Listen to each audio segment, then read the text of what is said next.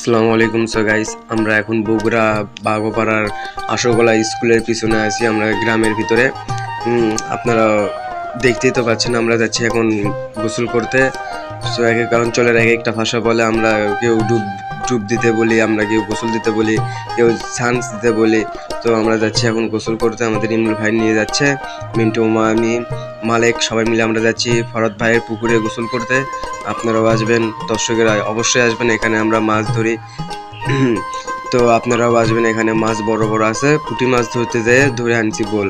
অবশ্যই দেখে যাবেন পুঁটি মাছের কতটি ঝোল। তো আপনারা আসবেন। এই যে আমরা পুকুরের সাইডে চলে এসেছি, এই যে আমাদের মিন্টু মামা কাশমামা নিয়ে যাচ্ছে। তো আমাদের ইমরুল ভাই বলতেছে আমরা এই পুকুরে গোসল করার জন্য এসেছি, আমাদের ফরদ ভাইয়ের সাথে দেখা, এই পুকুরের মালিক।